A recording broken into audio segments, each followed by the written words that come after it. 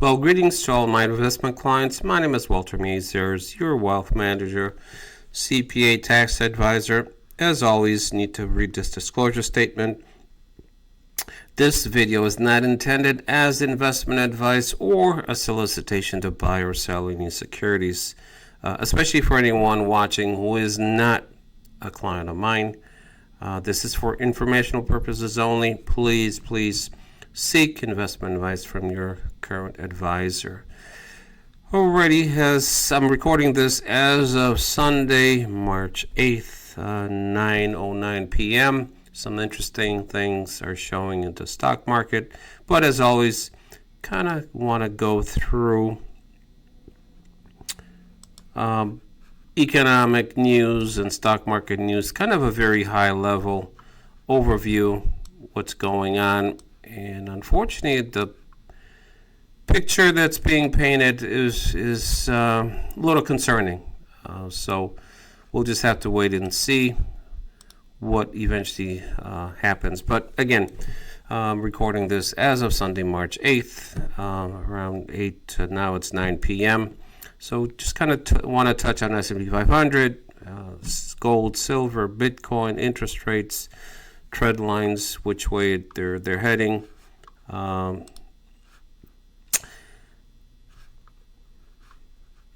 of what is the risk now, and there's a lot of risk right now, uncertainty. So market narrative, geopolitical shock with Iran, call it Iran war, rattled markets, oil prices, equities. There's job that was missed. They were expecting positive numbers, negative numbers came out. Gold surged, but now it pulled back. Bitcoin, very volatile. Fed on hold. The market is really not certain which way the Federal Reserve is going to go with interest rates. And VIX spiked, surged by 24% up to 29.49, signaling elevated near-term uncertainty. So big picture, broad markets are down. QQQ, technology is down. Gold was up on Friday. Silver kind of steady. Bitcoin was slightly up. And 10-year note kind of holding steady also. So next slide. U.S. equity markets. Again, the trend line is down. Technology is down. So I think I'm trying to paint a picture. Markets are really trending down. Now, just a quick reminder to my clients, we are out of the market. We have no exposure to the market or precious metals. So as the owner of the research company that I get research from, he uses a nice analogy. We are on the shore watching the storm from the shore. We're on land. And until that storm blows over, we're not going to get back into the ocean or the sea until there's calm water. So, meaning the stock market. Right now, there's just too much uncertainty. We don't know which direction the markets are going to go. Best place to be is on the sidelines.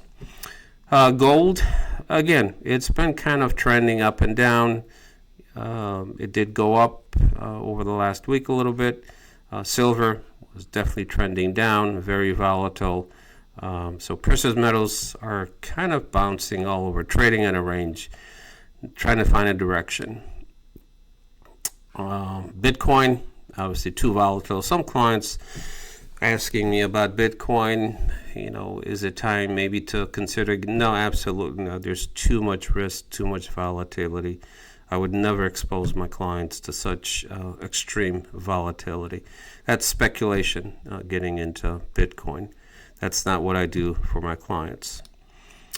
Short-term rates trending down, and then the long-term rates are kind of, as I'll show you a chart later, it's kind of trending down, but not really finding traction, that there's a positive momentum to the downside. And I'll talk about why that's important when I go closer, take a closer look at interest rates. Stock market futures, again, right now, and I'll show those in a better way. I don't want to go to detail, but the futures, again, I'm recording this Sunday evening. Markets are going to open up on the downside. There's more concern with the Iran and U.S. Call it a war. There isn't really there isn't clear direction. Is this going to get resolved in a week or 2 or 3 or 4 or 5 months? The longer this goes, unfortunately, it's going to have a huge economic impact. So, macro outlook and strategic analysis, geopolitical risk. There's Iran, U.S., there's Russia and Ukraine. Labor market warning, March 6th. The job unemployment missed. They were expecting positive numbers, but unfortunately there was a negative number. I'll go into great detail how job revisions over the last 2 years were really revised quite a bit. And investment positioning, safe havens, gold, not at this moment. It could potentially, in the long term, maybe in the next month or 2, create a great opportunity. Equities, dip buyers. I wouldn't touch equities right now, not in this environment. That's why we're sitting on the sidelines. So, again, as far as the stock market, best place to be is on the sidelines right now. Oil price shock alert. Now, this is breaking news. I don't know, because I'm recording this late. Overnight, meaning Sunday, crude spiked dramatically. On Sunday, spiked 17%. So futures are trading at 106. Brent crude, same thing, 106. So for the week, the biggest weekly gain, 35, almost 36% rise in oil price per barrel. U.S. gas also ticked up about 45 cents per gallon, so average is $3.45 a gallon. So as you can see, back in January, oil was around 65, started to trend up, and then obviously when U.S. and Israel attacked Iran, started to spike, and then there's more uncertainty, so Sunday overnight it really is spiking. And what does that mean? Unfortunately, that means higher prices, and the big one is really it could hit the economy much greater than we think, especially jobs, the way jobs have been going in the wrong direction. So one thing that I want to focus on, and this is the unfortunate part, the mass media, financial media outlets don't talk about this, the huge revisions that we saw for the last 2 years. So on Friday, the jobs report came very negative, totally unexpected. 92,000 jobs lost versus I think they were expecting a positive gain of 50,000. Unemployment rate 4.4 rose from 4.3. In December 2023 revised to a negative 17 versus 48,000, and 3-month average gain pretty much 6,000 a month, so pretty much no job creation. But let's take a look at the bigger picture. If we look at the last kind of 2 years, the revisions were pretty dramatic. Let me get to the next slide. Yeah, this is the one. Sorry. Cumulative job overstatement by period. Now, these are government statistics that were put out by BLS, which is the official arm of the government that tracks employment numbers. So as you can see,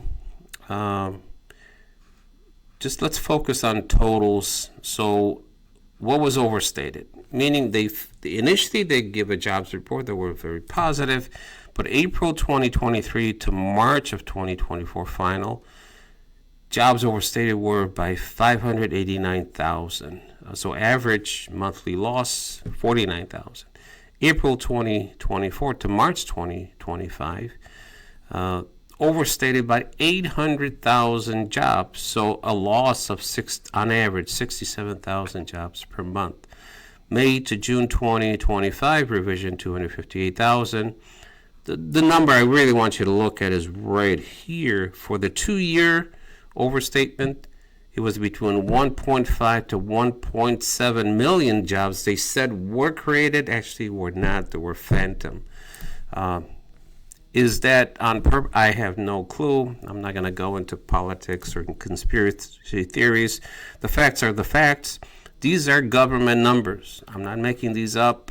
The unfortunate part is the news media outlets are not talking about this. They never talk about revisions.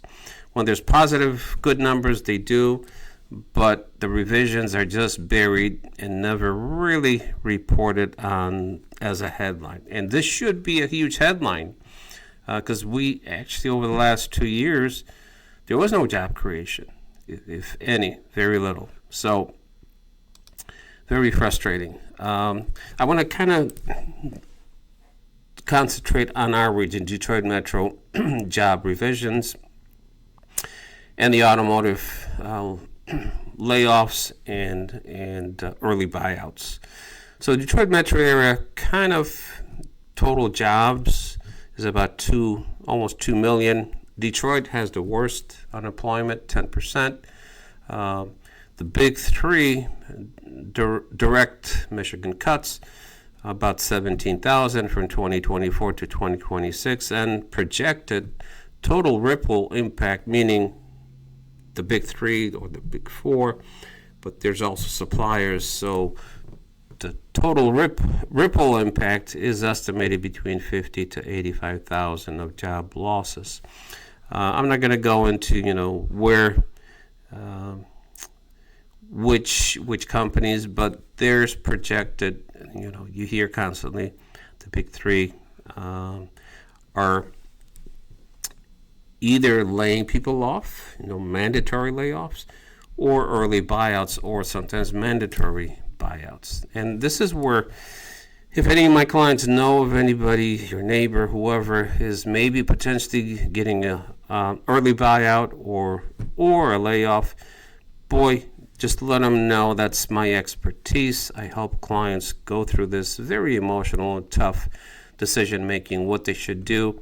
I've been helping clients who get early buyouts and layoffs for the last really 30 years. So that's my added value. That's my expertise for many, many years, helping people who are unfortunately in that position.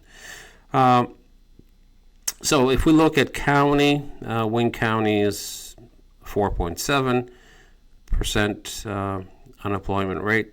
Macomb 4.3, Oakland 3.8, and Detroit the highest 10.3. Michigan statewide 5.6. So it's above the national average, which is about 4.3. It makes sense. We're very heavy in the automotive. Why am I talking about this? Because we are in the Detroit metro area.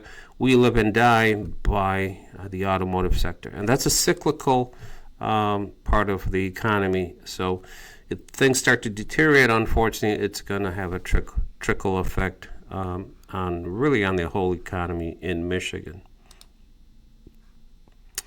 So let me go into now specifics of what the stock market is kind of doing as I'm speaking. Just give me a chance to get to the charts. So if we look at,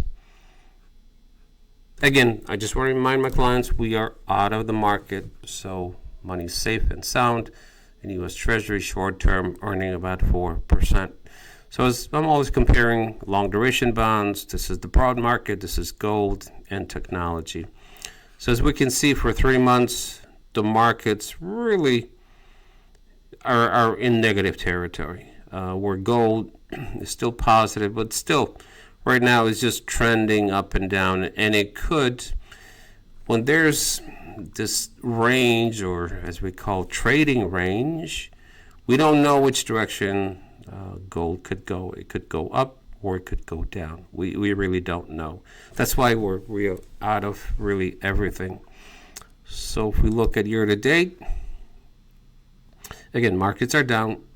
Gold is still up, but trading in a range. If we look at pretty much long-term duration interest rates, this is a 20-year bond. Again, if we look at 1 year, interest rates are still right here. They're trending up and down. They were going down. Now they're trending back up because of what's going on in Iran. That's going to cause some concern and drive interest rates a little bit higher. If we look at 5 years, again, there's no definite trend line on long interest rates. And again, as I mentioned last week, we eventually want to see this trend to lower interest rates.